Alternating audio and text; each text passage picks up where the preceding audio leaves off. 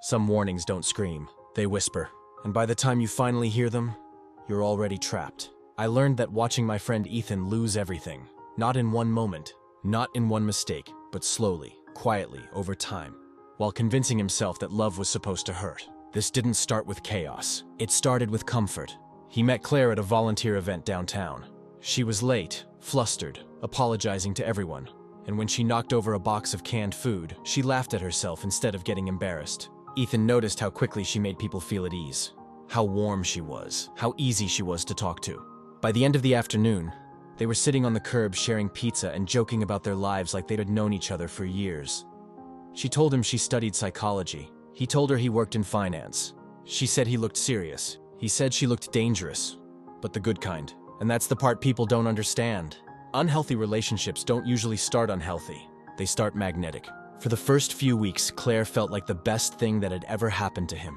She remembered everything. His favorite food, the way his mom used to sing while cooking, how he hated being late. She checked in on him constantly. She cared deeply, sometimes too deeply, but at the same time, it felt flattering. It felt like devotion.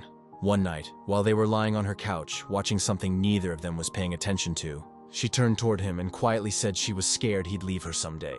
He laughed it off, told her she was being dramatic, promised he wasn't going anywhere. She smiled, but her eyes didn't. That was the first warning sign. Not the insecurity, but the intensity behind it. The way she didn't ask. She assumed, but Ethan didn't recognize it as danger. He recognized it as vulnerability. And vulnerability makes good people want to protect, not question. A week later, he showed up 20 minutes late to dinner because of work. She was waiting in her car when he arrived, arms crossed, staring straight ahead. She barely spoke during the meal. When he finally asked what was wrong, she said she felt forgotten.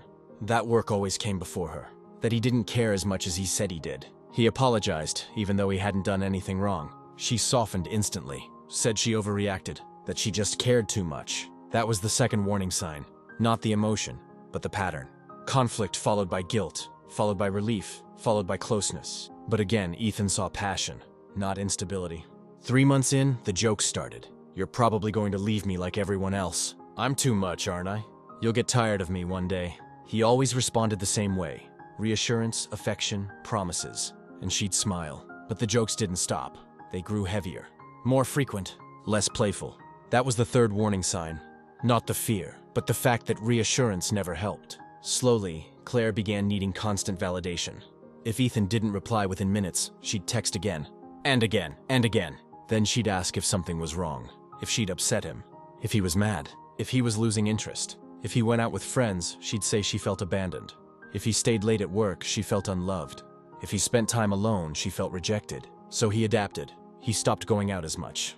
Stopped making spontaneous plans. Stopped doing anything that might make her anxious. Not because she asked him to. Because he felt responsible for her emotions. That was the fourth warning sign. Not her need, but his shrinking. The first real argument happened over nothing. They were cooking dinner when she asked who Madison was. A coworker whose name popped up on his phone. He explained it was work. She said it was inappropriate. He laughed it off, but she didn't. The mood shifted instantly. She accused him of caring more about Madison than her. Of prioritizing other women. Of lying. He told her she was overthinking. She told him not to invalidate her. He told her nothing was going on. She said that was exactly what someone hiding something would say. Suddenly, he wasn't defending the truth. He was defending himself. Eventually, she broke down crying, apologizing for overreacting, saying she was just scared of losing him. So he comforted her. And just like that, the argument disappeared. Without resolution, without accountability, without clarity. That was the fifth warning sign. Not jealousy, but emotional reversal. From that point on, women in his life became invisible threats. Co-workers, friends, even family members. She'd ask questions disguised as curiosity, but loaded with suspicion. Who was that? Why were they texting? Why did you like that photo? Why do you need to talk to her?